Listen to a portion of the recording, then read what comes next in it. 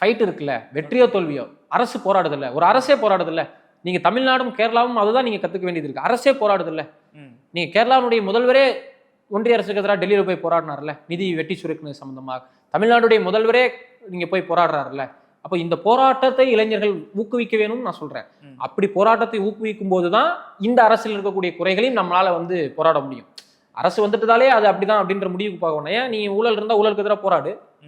ஆனா அதை காரணமா காட்டிட்டு யாரை கூட்டு வரன்னு நினைக்கிற நீ? பிஜேபியை கூட்டு வந்து விட்டுறோம்னு நினைக்கிறியா? பிஜேபி கூட்டு வந்து விட்டா ஊழல் ஒளிஞ்சிருமா? பிஜேபியோட ட்ராக் ரெக்கார்டு என்ன? சவப்பட்டி ஊழல் கேள்விப்பட்டிருக்கோமா? ராணுவ வீரர்களை கார்கில் வாரில் ராணுவ வீரர்களை புதைக்க வாங்கிய சவப்பட்டியில் ஊழல் செஞ்ச கட்சி தானே பிஜேபி. இன்னைக்கு ரஃபேல் பத்தி வெளிப்படையா பேசுறதுக்கு தயாரா இருக்கா? நாடாளுமன்றத்தில் விவாதிக்க ஒன்றிய அரசு தயாரா இருக்கா? பிஎம் கேருடைய சம்பந்தமாக நாடாளுமன்றத்தில் விவாதிக்க தயாராக இருக்கிறதா? ரிலையன்ஸ் நிறுவனத்துக்கு ஆஸ்திரேலியாவில் கொடுக்கப்பட்ட கோல் ஒப்பந்தம் சம்பந்தமாக நாடாளுமன்றத்தில் விவாதிக்க தயாரா இருக்கா? ஊழல் என்றால் அதற்கு முழுமையாக அரசு நிர்வாகத்தை பயன்படுத்திய ஊழல் செய்யக்கூடிய ஒரு அரசு பிஜேபியுடைய அரசு தானே.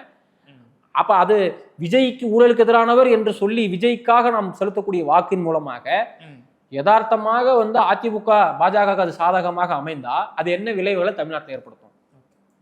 ஸோ இந்த தமிழ்நாட்டோட பிரச்சனை தமிழ்நாடு நடத்தக்கூடிய போராட்டம் தான். தமிழ்நாடு நடத்தக்கூடிய போராட்டம் என்பது இந்தியாவிற்கு வழிகாட்டக்கூடிய போராட்டம். இந்து முஸ்லீம் பிரச்சனைகள் அல்ல, சாதிய பிரச்சனைகள் அல்ல, சமத்துவத்திற்கான சமூக நல்லிணக்கத்திற்கான அரசு இயந்திர மதசார்பற்ற தன்மையோடு இயங்குவதற்கான எல்லா மதத்தினருக்கும் சம உரிமையை பாதுகாப்பதற்கான போராட்டம் தமிழ்நாடு நடத்துகின்ற போது தமிழக இளைஞர்கள் என்று சொல்றேன்னா, தமிழண்டா என்று சொல்றேன்னா, அப்படிதானே நம்ம ஜல்லிக்கட்டு படத்துல டைலாக் வச்சோம். இதன் பக்கம் தான் நிக்கணும். அதுதான் சரியா இருக்கும். நீங்க ரிவ்யூ பண்ணுங்க.